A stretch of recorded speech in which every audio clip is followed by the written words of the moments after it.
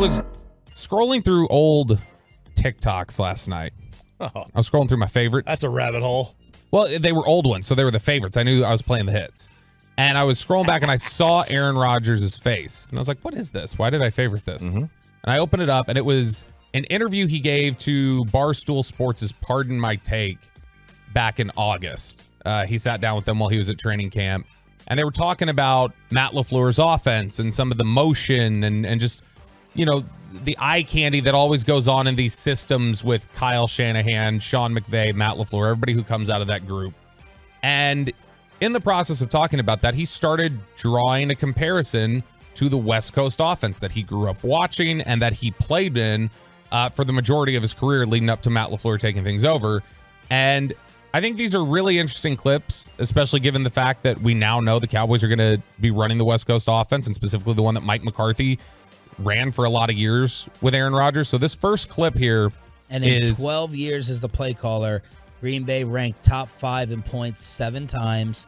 They ranked top 10 in yards 9 times. They were top 10 in turnover differential 6 times. They were top 3 in point differential 5 times. So those are all really good numbers, make you feel good about it. The question is, does Rodgers' description of how you have to execute it make you feel better or worse? So this first clip here is Rodgers kind of drawing a comparison to the offense he's running now versus the West Coast offense. I tell Matt all the time, this scheme has flaws. I grew up in the West Coast offense. The West Coast offense, I think, is the most beautiful offense ever created. It's about timing and rhythm and balance, and everything makes sense protection-wise. You know where your hots are. You know where your eyes are going every single time. You know how the concepts fit together. This is a schematic offense. That was not a schematic offense. That was built on timing and precision and rhythm and guys being in the right spot at the right time and putting the ball in the proper number.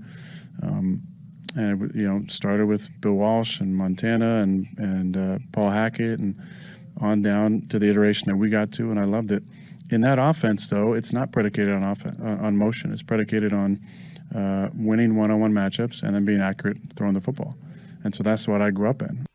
So when you hear Aaron Rodgers say timing, rhythm, balance, timing, precision, rhythm, putting the ball on the proper number, accuracy, get the ball out. Does that make you feel so many Dak strengths? It's amazing. Does that so I'm guessing RJ Choppy, we'll lead off with you here. Doesn't make you feel better, does it? About how and look, let's be honest.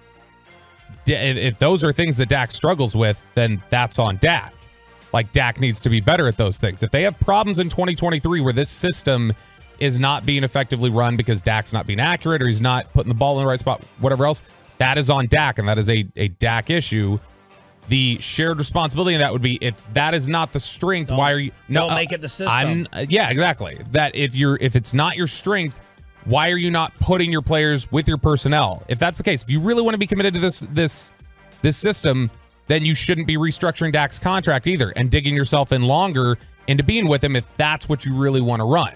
So look, man, at some point in time, it's like someone tweeted me yesterday. Imagine being scared of your quarterback throwing deep, and we were having a Brandon Cooks discussion. At some point in time for any quarterback, you got to be freaking good at accuracy. You got to be good at anticipation. You got to be good with rhythm and timing. You know, that's like that's like, those are the basics. Yeah. You know, I don't know how you scheme outside of that a ton. Well, look, I mean, if the offense, those are kind of the requirements. If the offense scheme changes to such where it's going to have wide open receivers that anybody can throw to, that's very, very good. If it's going to be, more the same where it's just timing and Dak's got to make these throws, not to guys that are kind of looking at him, not to stationary targets. If, my God, the worst, him and the receiver have to understand the same and recognize the same defense, and CeeDee Lamb has to run the same route that Dak's thinking he's going to run. Sure. And I don't know who to put that on, but if that's the case, that ain't good. Even though every team has option routes, every team's got that stuff. There are going to be aspects of this that I think are going to benefit Dak. Yeah. And then are there going to be some that, okay, is it playing to his strength? To me, you should not run anything that does not play to the strengths of your players. Sure. Put your players in the best position to succeed. Yeah. Hasn't that been the big praise for Dan Quinn the first 2 years that he's here? He knows how to put guys where they'll succeed. He knows how to get the most out of guys, everything like that. part of me likes dumbing it down. You know, when Dak Prescott's at his very best, you can literally feel, you can see the rhythm. Bop, bop, bam, out. 1, 2, 3, out. And when he's rolling, just go watch the Tampa. The 2 of the last 3 Tampa Bay games, or the last 2 times he faced them. The opener 2 years ago and the playoff game.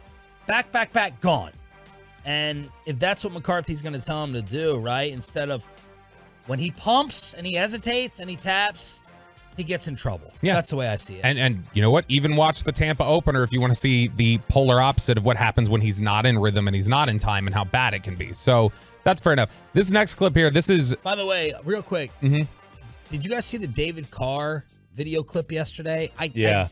Was that new? David Carr kind of going at Kellen Moore, picking apart Kellen Moore and how basic the Cowboys offense was? Well, not just, I did see the clip, not just basic, but also just like play design that's destined to fail. Now, look, here's the thing. You can talk to a lot of people who say, around the league and around the Cowboys will say, that's what happens. Like, you get messed up concepts and problems like this when you're trying to run a blended scheme of 2 things and implement 2 ideas. And that's why it mattered that regardless of who it was going to be in 2023, it either needed to be Kellen or it needed to be Mike. They could not have Kellen and Mike concepts blending anymore. I agree. But that one play that David was showing, if I'm not mistaken, everybody but one ran a route short of the sticks, right? Okay. Kellen Moore did not design a play where nobody went beyond the sticks. That was that to me. That's receivers making a mistake. Sometimes and it's breaking too route. early. Sometimes it's route running, but I mean there are sometimes that it is built in the concepts of like, all right, 5-yard stop, 8-yard stop, like they're built in increments like that. So I mean, it could be that it was just drawn up short. This next clip here, this is Aaron Rodgers going a little bit more in detail about the motion aspects, the lack of motion that typically exists in the West Coast offense. We love motion. Every football fan loves motion. And why Aaron Rodgers loves when there isn't motion in an offense. I marveled at Peyton Manning during his prime would run all 2x2 and 3x1 formations with no motion. Just because you want to look at it and use this cadence variation to get movement and then be able to go with tempo as well. When you have so much motion, it's hard to get tempo going. You know, it's because you always got to make sure you're set and you got a motion, maybe a double motion, maybe this thing, maybe this adjustment off of it. I just like sometimes, and I tell him the same thing. I'm not telling you guys anything I wouldn't tell him. I got after him today because every freaking play there's got motion. I'm like, can we run one play without a motion and pass so we can get some tempo going? Because I like to switch the tempo. But in this offense, it does put a lot of stress on the defense because you have a motion, you have an outside zone look, you have a guy sealing backside, and we have off of that, we have a run, we have a screen, we have a keeper, we have an action pass. So you have so many different looks off the same stuff. That's why it works. It's a little frustrating when you grew up in the West Coast offense and your mindset is all about protection and X's and adjustments and different things when you're playing an offense that doesn't have a lot of those things and maybe could use it at times. And also when it kind of fucks up the protection schemes and lanes and identification sometimes, it just makes it, you know, it makes it a little extra strenuous sometimes on the quarterback. Short beep. That was good. That's short beep. It was a short So he mentioned Peyton Manning like motion. 2006, the Cowboys were getting ready to play the Colts. It was the first time I was going to see Peyton in person since college. And I was so looking forward to this game. I was all week. I'm out there, at all the press conferences that Bill had, and he busted out with they're really easy to scout because none of their players move. They don't go in motion at all. And that kind of was the first time I was like, oh, and he was like, man, he doesn't like motion. And he wants to be able to see where the defense is. If you start getting guys in motion, you can't tell where the defense is. Now, what you can tell is whether they're playing zone or man. But, maybe some guys, maybe Rodgers or Manning were able to tell that without motion. I don't know how. Maybe they were. I think motion's great. But I understand if you're Aaron Rodgers and you want to play hurry up. Yes. And you want to go and you want to complete the pass. Which Dak is usually at his best when he is going up tempo. If you want to complete the pass and get up to the line of scrimmage and snap it and run another play within 12 seconds, you can't do motion. Motion ranks under Kellen Moore because this was a big problem that Tolos had. Right. We all believe this is one of a very simplified fan opinion. You run more motion, it confuses the defense, and there's no excuse not to be running more motion and throw them off and confuse them. And if you don't, you're just a basic offense. Motion ranks from 2019 through 2022. They were 12th, 11th, 18th, and 17th last year. Motion at the snap rank. They were 16th, 28th, 31st, and 16th. A lot of fans would look at those numbers and say, that's not enough. That's not enough. That's part of the Kellen Moore problem. You're not creating enough confusion. But there's Aaron Rodgers saying he wanted it to stop sometimes. Yeah, absolutely. And look, when you listen to Aaron Rodgers describe it, that sounds very much like you just beat the man in front of you. You're better than the man in front of you. We're not going to scheme that up. So I would just say this. When you hear that, fans, when you hear that, Cowboys fans, that sounds a lot like what Jason Garrett's philosophy used to be, and the Scott Linehan philosophy used to be, that used to frustrate people. And I know Kellen was frustrating too, but beat him straight up. There are benefits here. Obviously, the protections are safer, like Aaron Rodgers talked about. There's no questions. You can identify everything and block it up. You can go up tempo. You can get that, but also you're gonna have to just count on your guys being better than the ones across from you every single snap.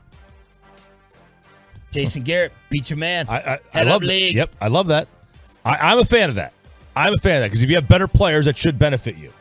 Problem is that, in a salary cap world, I just don't know how realistic that is to be able to do anymore because nobody's really better than anybody else. Yeah. You are. There's talent levels, but it's evened out. Like, what is the difference between the worst team in the league and the best? I mean, generally, it's the quarterback. It's an 8-1 league. 8-8 league.